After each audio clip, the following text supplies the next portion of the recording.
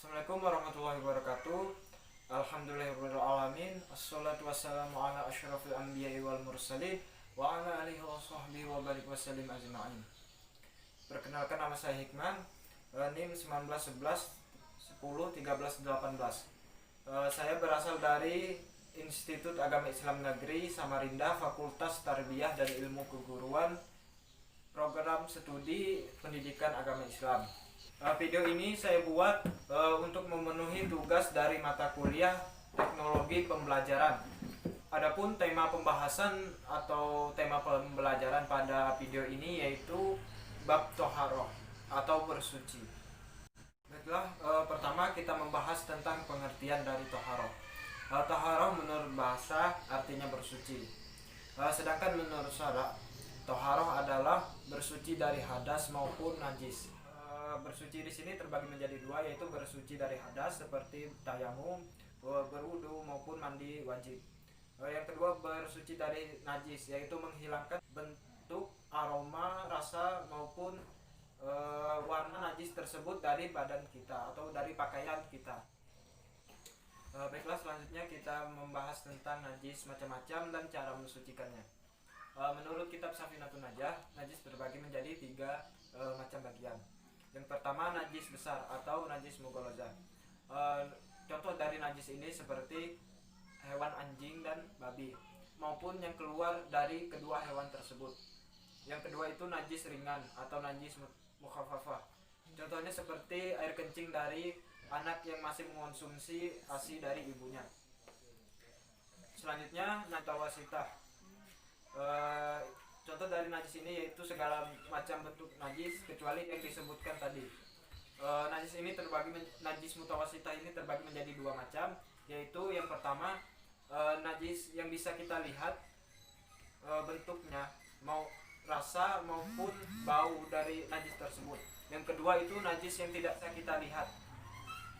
Adapun contoh dari najis yang bisa kita lihat seperti kotoran dari hewan, cicak maupun ayam. Yang kedua, najis yang tidak bisa kita lihat seperti air kencing yang sudah mengering maupun air arak yang sudah mengering.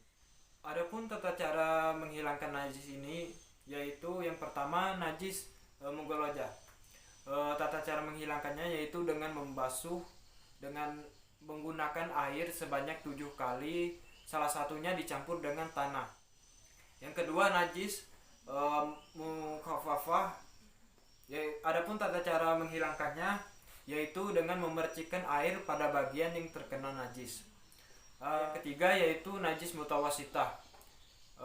Najis mutawasitah tata cara menghilangkannya yang pertama, jika najis tersebut bisa dilihat yaitu dengan menghilangkan sifat-sifat dari najis tersebut, yaitu bau, warna dan rasanya.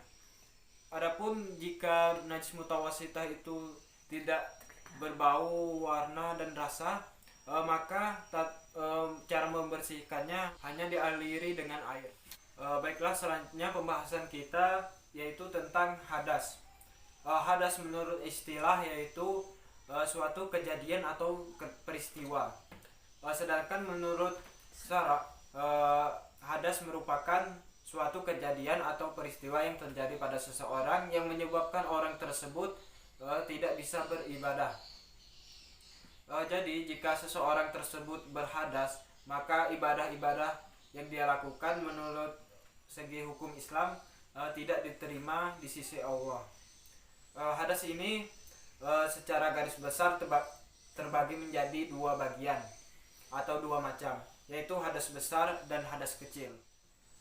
Baiklah, selanjutnya adapun penyebab dari hadas kecil ini yaitu yang pertama keluarnya sesuatu dari kubul maupun dubur seperti kencing, kentut dan buang air besar.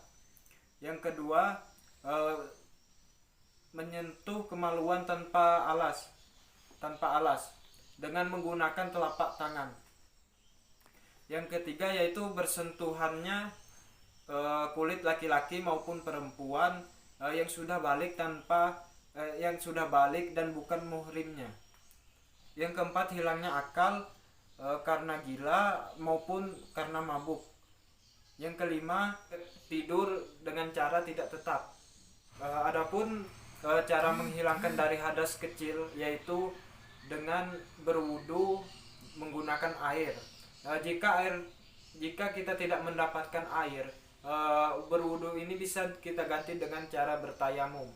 Pun rukun-rukun dalam berwudu yaitu yang pertama niat, yang kedua membasuh muka, yang ketiga membasuh tangan sampai siku, yang keempat membasuh sebagian kepala, yang kelima membasuh kaki, yang keenam tertib.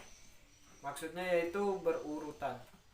Baiklah, selanjutnya adapun tata cara dari berwudu yaitu yang pertama membasuh kedua telapak tangan, yang kedua berkumur-kumur, yang ketiga memasukkan air ke dalam hidung, yang keempat membasuh muka dan disertai dengan niat, yang kelima membasuh kedua tangan sampai siku, yang keenam ketujuh membasuh sebagian kepala, yang kedelapan membasuh kedua telinga, yang kesembilan membasuh kedua kaki, yang ke-10 berdoa, yang ke-11 tertib. Tayamum merupakan cara kita bersuci dari hadas kecil ketika kita berada dalam kondisi yang tidak menemukan air. Adapun rukun dari tayamum ini yang pertama yaitu niat, yang kedua mengusap muka, yang ketiga mengusap tangan sampai pergelangan, yang keempat memindahkan debu dari anggota yang diusap, yang kelima tertib atau adapun tata cara dari tayamum yaitu yang pertama meletakkan tangan ke atas debu yang suci, yang selanjutnya yaitu mengusap muka seraya mengucapkan niat, yang ketiga mengusap tangan sampai ke pergelangan, yang keempat tertib. Selanjutnya hadas besar. Adapun penyebab dari hadas besar yaitu yang pertama keluarnya air mani seperti mimpi basah dan lain-lain, yang kedua bersetubuh atau jima, yang ketiga yaitu haid, dan keempat yaitu nifas, yang kelima kematian. Adapun cara mensucikan hadas besar yaitu dengan cara mandi wajib.